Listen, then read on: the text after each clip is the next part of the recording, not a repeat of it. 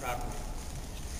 And that also includes 2 vacant buildings behind Elm Street on Magnolia Street, if you know that area at all. So we hope actually by the end of May we will have 2 buildings totally rehabbed that will be to expand our transitional bedding at this point, and I will get to in the future a little bit, but also rehab the mission to make our facilities a little bit nicer, improve our restroom facilities, improve lighting, entrances to make it feel more warm and welcoming. As I've talked about before, relationships are very crucial to us. Our building that was redone in the early 60s looks more institutional, and we're trying to change that to be more friendly, warm, inviting, more home-like as much as we can do with that structure. So we're currently under a $1.6 million renovation that will redo those 2 buildings, which will end up being 4 apartments, 12 beds that will be used currently for transitional living, and then rehab our facility at Elm Street. That is one thing that's happening here in the near future. And the next thing that we've been involved in is a CityLink project, which started technically 5 years ago, publicly 3 years ago.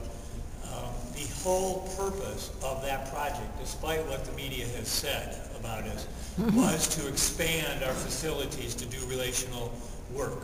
The current facility does not have enough room to let people hang out, to have more individual spaces, to have more communications, more recreation. So that was the original intent of CityLink. But as some of the challenges that are facing us, we have faced much difficulty with that project.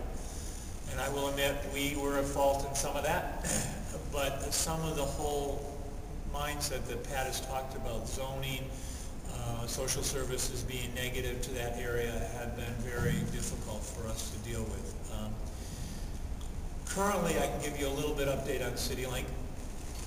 Due to several issues, some of which are things that the community has wanted, some is things the city wanted, some has been us doing research across the country. The CityLink building, when it is done, will be transitional services. Those people who are saying we want to really change our lives. So we'll have 40 beds transitional living there, and we'll have services such as education, furthering education, job training, and those type of services at the CityLink facility.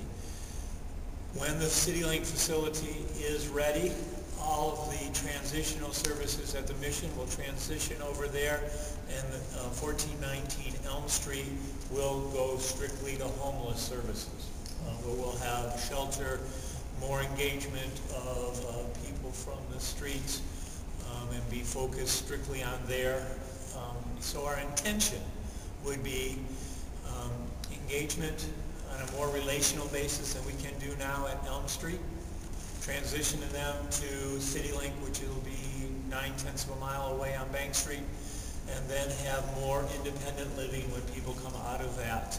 Some of those on Magnolia and some will be scattered site. So that was our long-term plan. So I think I've talked enough about that. One of the things in looking at other cities that Cincinnati does really well is having people residing indoors. When you look at other cities, some cities actually 50% of their homeless population is on the street, and that is not uncommon when you look across the country. Cincinnati has one of the lowest percentages of people who are actually living on the street. The last official count, it was 8% of our homeless population was on the street. And like I said, we are the lowest. And that's so when we're looking at ways to change, we want to improve what we have, but we don't want to lose what makes us unique, which is that we have the design and capacity to welcome people indoors first while having people improve their lives. And so I'm going to show you 3 slides of site visits that we did across the country, looking at other models, again with the eye towards which cities keep the open door while having services available for people to improve their lives. So the first one, just briefly, is up in Cleveland. This is a large shelter. This is the largest shelter in the Cleveland area. Cleveland's been hit very hard with the economic downturn. They have many people that are homeless up there. Their large shelter is actually over 360 beds, and plus overflow. And so they're larger than we are. What they have done to their shelter is they split it into 6 different communities. And some of the communities are based on sobriety, some are based on veterans, some people actually work on site. But 3 communities function to model what they call the stages of change.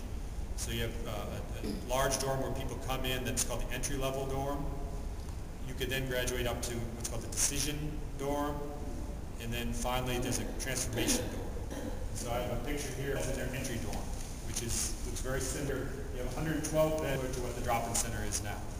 And the idea, again, is to get people inside, out of the cold, a place to keep warm and get 3 meals and basic shelter services. Now, you have the ability then to then step up to this decision dorm. If you're willing to engage in some sort of life-changing plan, if you're working, if you are meeting with your case manager, you can bump up into this decision dorm. Then either that's successful and you move on out of the shelter. If you time out of that, you can go back to the entry dorm, or there's even a further dorm called the transformation dorm where you just need a little bit longer to stay. I believe there's 24 beds in that. But what it does is it has the same capacity roughly as a drop-in center, but there is a built-in structure that promotes behavioral change within that framework. Another place we visit is Fort Lauderdale. I'd like to actually go back there right now. But they have what's called homeless assistance centers there. And the benefit that they have, what they've done in Miami and Fort Lauderdale, is they actually passed a levy that funds homeless services. So they voted years back dedicated funds in the sense that we do a mental health levy. They do it in a homeless levy, where they can provide increased case management and increased services. There's still a situation that about half of their homeless population is still on the street. And so that is not entirely the model we want to go for. But still, within their homeless assistance center framework, they do have step-up opportunities. This particular one, the North Homeless Assistance Center, is focused on employment primarily. And so when you come in, they have 112 beds in a stabilization framework, but then as you're developing job skills, you're moved up into the skills area. So. Okay, ask questions. You won't wait till you're done with your presentation. Yeah, if I just finish up a couple more slides, then we can do that. Finally, not so far up in Columbus, there's right in their downtown area, there's a place called Faith Mission. And that has, again, the same quantity of beds that the drop-in center provides, although they, instead of having it in one facility, have 2 facilities, a men's facility and a women's facility, with a multi-service center that serves both. And they're not on the same site, but they're adjacent. And so the idea of, instead of having one facility where you serve both men and women, you could have separate but related facilities close enough that you could have the amenities centralized to serve both, clinic, laundry services, that type of thing, but still have them separated to the scale that they're needed. If you add these together, that's the same scale as what the drop-in center provides. That's what they do up in Columbus right now in their downtown shelter. So to wrap up, drop-in center, what we're looking at is adopting that step-up dorm concept. And we could either do that as is with the drop-in center right now, keeping the women's dorm where it's at. We would have 120 people in the entry dorm and 60 people in the step-up dorm. With some moderate renovations, we would move the lobby to the south of our building and take part of our parking lot and make that into a courtyard. You would then have 2 separate dorms, one for the entry level, one for the step-up. Now, with we're also looking at the potential of having a new site for the women's shelter. We would take the women and separate them off.